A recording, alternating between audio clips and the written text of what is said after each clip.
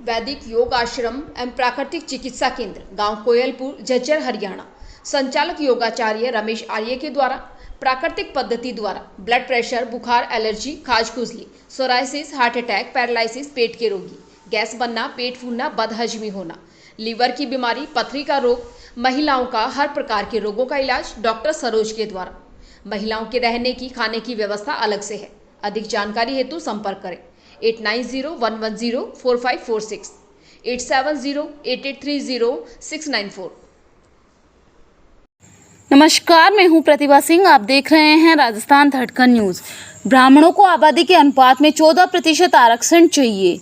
Gulabpura regional press club में बुधवार को आयोजित सर्व ब्राह्मण महासभा की बैठक में राष्ट्रीय अध्यक्ष पंडित सुरेश मिश्रा ने आबादी के अनुपात में 14% आरक्षण देने की मांग की। बैठक में मिश्रा ने ब्राह्मणों को दिए जा रहे ईडब्ल्यूएस की विसंगतियों को भी दूर करने की बात कही। साथ ही उन्होंने जयपुर में ब्राह्मण बालिकाओं के लिए हॉस्टल निर्माण व आजादी पूर्व ब्राह्मणों द्वारा गुरुकुल में अध्यापन का कार्य किया जाता था, जो कि पुश्तैनी व्यवसाय था। इसलिए शिक्षा के क्षेत्र में ब्राह्मणों को आरक्षण देने के साथ ही उन्हें गो हत्या निषेध कानून बनाकर प्रत्येक गोपालक को अनुदान देने की भी मांग की। बैठक में कार्यकारी प्रदेश अध्यक्ष ब्रिजराज कृष्ण उपाध्याय ने सरकारों को ब्राह्मण एकता दिखाने के लिए 3 सितंबर को जयपुर में आयोजित ब्राह्मण महाकुंभ में आने की अपील की है। राष्ट्रीय अध्यक्ष व प्रदेशाध्यक्ष ने पत्रकारों से बातचीत करते हुए कहा कि प्रदेश में ब्राह्मण समाज के लोग 90 विधानसभा में बहुसंख्यक है। भाजपा कांग्रेस दोनों पार्टियों से ज्यादा प्रतिनिधित्व देने व आबादी के आधार पर 14% आरक्षण देने की मांग करेंगे। इससे पूर्व अतिथियों का महासभा के प्रदेश महामंत्री पवन शर्मा, संभाग अध्यक्ष परमेश्वर शर्मा, जिला उपाध्यक्ष कैलाश चंद व्यास, तहसील अध्यक्ष रामनारायण पुरोहित, नगर अध्यक्ष महावीर पांड्या, युवा अध्यक्ष हरीश शर्मा ने माल्यार्पण कर उनका भव्य स्वागत अभिनंदन किया और दोनों अतिथियों को भगवान परशुराम की तस्वीर भेंट की। इस दौरान गोपाल लाल दादीच, रमेश चंद्र शर्मा, कृष्ण गोपाल त्रिपाठी, गोपाल शर्मा कंपाउंडर, सुनील पारिक, श्याम सुंदर पारासर, सीपी जोशी, एडवोकेट सतीश पारासर, सुरेश दादी, सुनील जोशी, जगदीश चौबे, मनोज व्यास, कमल शर्मा, मुकेश शर्मा, सुरेश शर्मा, अखिलेश शर्मा, रविशंकर सहित सैकड़ों समाजजन उपस्थित रहे। ब्यूरो रिपोर्ट शिवराज वैष्णव। इसके साथ ही आज़ादी से पूर्व एजुकेशन क्षेत्र में, शिक्षा क्षेत्र में, अध्ययन अध्यापन में ब्राह्मणों का मालिकाना हक रहा है, पुश्तैनी राइट रहा है शिक्षा के क्षेत्र में। तो हम चाहते हैं कि इस लोकतंत्र में पुनः हमारा मालिकाना हक में मिले और 51% आरक्षण शिक्षा के क्षेत्र में हमारे को अलग से दिया जाए। इसके प्रस्ताव भी महाकुंभ में पारित कराए जाएंगे। कि एकता दिखाने के लिए बार बार कार्यक्रम होने चाहिए। आज भीलवाड़ा में कार्यक्रम हो रहा है, तो ऐसी ब्राह्मण पंचायतें राजस्थान में सभी जिला हेडक्वार्टर में हम लोग आयोजित कर रहे हैं। लेकिन 3 सितंबर का ब्राह्मण महासंगम अपने आप एक अनूठा कार्यक्रम है। इसमें 5 डिमांड सरकार के सामने रख रहे हैं, या तो पूरी करें, या अपने एजेंडा में ले, या अपने घोषणा पत्र में सम्मिलित करें। ये हमारी मांग रहेगी। में ब्राह्मण महासंगम का आयोजन किया जा रहा है। राजस्थान के सभी जिला हेडक्वार्टर्स पे मैं समाज के लोगों से चर्चा करने के लिए जा रहा हूँ। उसी कड़ी में आज गुलाबपुरा में और अभी मीटिंग हुई है समाज की, और शाम को भीलवाड़ा में कार्यक्रम होगा। देखिए, राजस्थान में लगभग 90 लाख ब्राह्मण समाज की आबादी है, और राजस्थान में वर्तमान के अंदर 17 से 18 ब्राह्मण समाज के विधायक हैं।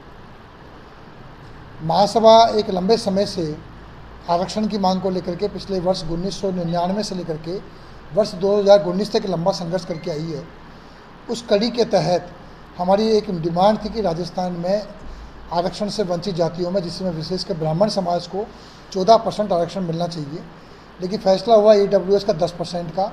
हमारी मांग 14% की थी, जिस पर दोनों राजनीतिक पार्टियों ने विधानसभा में ध्वनि मत से प्रस्ताव पारित किया था कि इस पर 14% आरक्षण दिया जाएगा, लेकिन हमको मिला सिर्फ 10% है।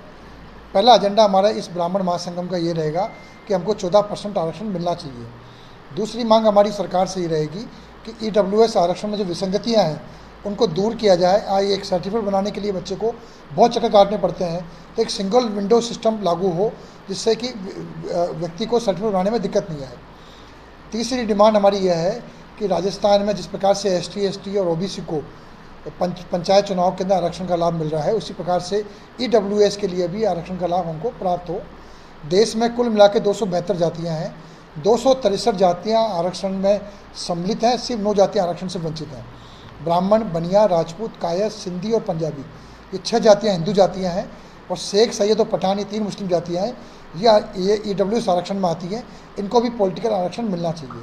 इसी प्रकार से सभी समाजों के विश्वविद्यालय राजस्थान में बने हुए हैं, चाहे महाराजा गंगा सिंह जी के नाम पर हो, चाहे महाराणा प्रताप जी के नाम पर हो, लेकिन ब्राह्मण समाज के नाम से कोई विश्वविद्यालय की स्थापना सरकार ने नहीं करी है। हम सरकार से मांग करते हैं कि जयपुर में भगवान परशुराम विश्वविद्यालय की स्थापना हो, जिससे कि बच्चों को वहाँ पढ़ने की आसानी रहे और ज्योतिष कर्मकांड की तरफ उनका लगाव बढ़े। साथ ही राजस्थान में सभी जिला हेडक्वार्टर के ऊपर ब्राह्मण छात्रावास की स्थापना हो, गुरुकुल की स्थापना हो। इस प्रकार से हमारे 5 एजेंडे हमने सरकार के सामने रखे हैं। साथ ये भी कहना चाहते हैं कि राजस्थान में पॉलिटिकल रूप से भी ब्राह्मण समाज को उसका हक मिलना चाहिए। राजस्थान के 90 विधानसभा ऐसी हैं जिन पर ब्राह्मण समाज का बाहुल्य है, लेकिन सीटें मिलती है 17 से 18 सीटें। तो कम से कम हमको, हमारे अनुपात में बात करें तो कम से कम 35 विधानसभा सीटें दोनों पार्टियां ब्राह्मण समाज को दें, जिससे कि हमारे विधायक अधिक से अधिक सामने आ पाएँ और लोगों को मौका मिल पाए लोकतंत्र में अपनी बात रखने का।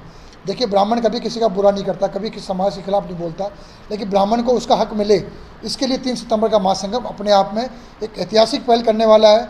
और मुझे पूरा भरोसा है कि राजस्थान के इतिहास में किसी भी सामाजिक संगठन के द्वारा आयोजित किया गया सबसे बड़ा अधिकतम संख्या का ये कार्यक्रम आगामी 3 सितंबर को होगा।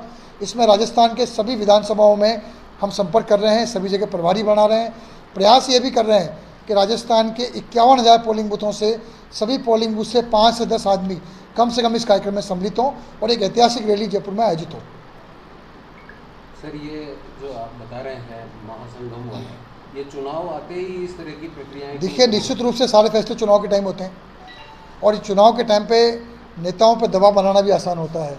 नेता लोग मेरे जैसे ही होते हैं, तो मोटी चमड़ी के होते हैं, तभी समझते हैं जब चुनाव आते हैं। तो वोट हासिल करने के लिए चाहे मुझे हो चाहे आपको, सबको जनता की बात सुननी पड़ेगी और जनता की आवाज़ मजबूत होगी तो लोकतंत्र में, डेमोक्रेसी में सुनी जाती है बात को।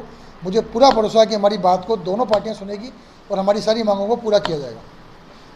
वर्तमान में राजस्थान की कांग्रेस सरकार से आप संतुष्ट हैं? 5 वर्ष में आपके